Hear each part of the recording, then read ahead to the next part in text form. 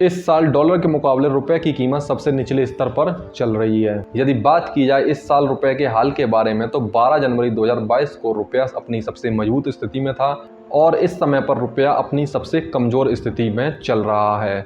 ऐसा माना जा रहा है कि आगे चलकर रुपए की वैल्यू और भी नीचे गिर सकती है। आइए जानने की कोशिश करते हैं रुपए की वैल्यू के बारे में तथा यह किस समय पर किस हाल में रही है। नमस्कार दोस्तों, मैं हूं देवांश चंद्रा, आप देख रहे हैं rewind India. Well, it seems there is no end to the economic woes for Asia's third largest economy, India. Its currency, the rupee, hit an all-time low against the dollar yesterday. The Indian rupee fell to an all-time low against the US dollar earlier this week. जैसा कि हम सब जानते हैं, दुनिया की सबसे ज़्यादा डोमिनेंट करेंसी यूएस डॉलर है, जो कि आज के समय पर यूक्रेन रसिया वॉर में समझ भी आ चुका है। दुनिया के हर देश के लिए यूएस डॉलर एक बेंचमार्क बना हुआ है जिसे ज़्यादातर देश रिप्लेस करना चाहते हैं, लेकिन कोई कर नहीं पा रहा है। जब से US dollar world wide attention के मजे ले रहा है, तब से दुनिया के ज़्यादातर देशों के साथ साथ हमारा देश भी इस डॉलर के साथ कंपेयर किया जाता रहा है। तो आइए देखते हैं एक डॉलर के मुकाबले हमारे देश की करेंसी की वैल्यू कब क्या रही है। क्या इतिहास में कभी ऐसा भी हुआ है कि हमारे देश के रुपए की वैल्यू डॉलर के बराबर थी? तो आप जान लीजिए, आज़ाद भारत में ऐसा कभी नहीं हुआ है। 15 अगस्त 1947 को एक डॉलर बराबर 4 रुपए से ज़्यादा था।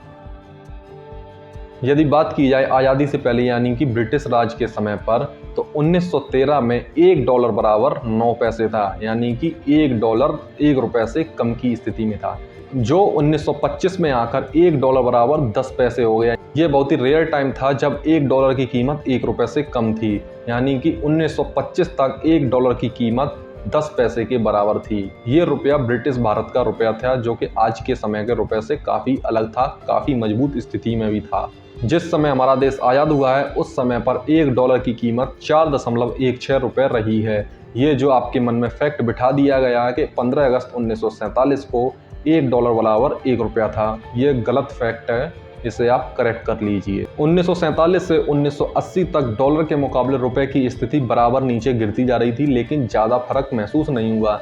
लेकिन सन 1983 में एक डॉलर के मुकाबले रुपए की स्थिति 10 रुपए के भी नीचे पहुंच गई। ये पहली बार हुआ था कि एक डॉलर के मुकाबले रुपए की कीमत डबल डिजिट में पहुंची थी और रुपए की वैल्यू के गिरने का सिलसिला यहाँ पर थमता नहीं है। 1990 आते तक एक डॉलर बराबर 17 रुपए से ज्यादा हो चुका था, जो कि 1991 में ही 20 रुपए से भी नीचे लुढ़क गया। सरकारें आती और जाती रहीं, लेकिन हमारे रुपए की वैल्यू को इम्प्रूव नहीं कर पाई। सन 1993 में एक डॉलर की कीमत 30 रुपए के आंकड़े को पार कर गई, जो कि सन 1998 में 40 रुपए के आंकड़े को भी पार कर गई। सन 1998 के बाद भी रुपए की कीमत डॉलर के मुकाबले गिरती गई, लेकिन सन 2007 में पहली बार डॉलर के मुकाबले रुपए की कीमत में जंप आया और डॉलर के मुकाबले रुपए मजबूत हुआ। इस समय डॉलर के मुकाबले रुपए की कीमत 40 रुपए के आसपास हो गई थी। इस समय लोगों को लगने लगा था शायद इस बार हमारा रुपया डॉलर के मुकाबले अच्छी स्थिति में आ जाए, लेकिन ये सिर्फ एक बार हुआ था। इसके बाद सन 2012 में डॉलर के मुकाबले रुपया 50 रुपए के नीचे चला गया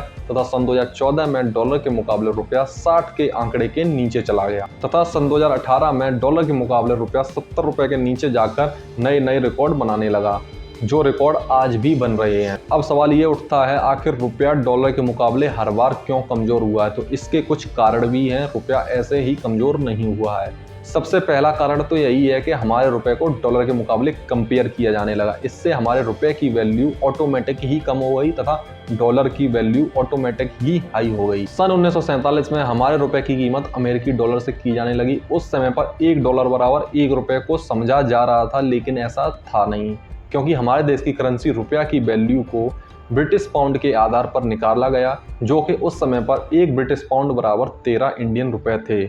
तो इसी आधार पर हमारे देश की रुपए की वैल्यू डॉलर के हिसाब से एक डॉलर बराबर 4.16 रुपए आती है। 1962 में इंडिया वर्सेस चाइना और 1966 में इंडिया वर्सेस पाकिस्तान के युद्ध ने भी हमारे देश की वैल्यू को काफ़ी नीचे गिराया है, क्योंकि जो देश युद्ध या वॉर में शामिल रहता है उस देश की करेंसी ऑटोमेटिक फॉल होने लगती है। 1973 की ऑयल क्राइसिस से भी हमारे देश की करेंसी पर असर पड़ा है। 1990 के आसपास हमारे देश की करेंसी में शार्प फॉल आने का कारण इंडियन इकोनॉमिक क्राइसिस रही थी। 1990 की इंडियन इकोनॉमिक क्राइसिस ही हमारे देश की करेंसी को डिवैल्यू करने में सबसे ज़्यादा आगे रही है।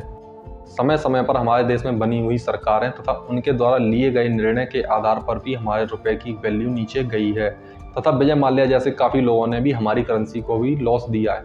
आशा करते हैं हमारे रुपए की वैल्यू मजबूत होकर एक बेहतर स्थिति में आएगी। उम्मीद करते हैं आपको वीडियो पसंद आया होगा। यदि वीडियो पसंद आया तो चैनल को सब्सक्राइब करें। धन्यवाद।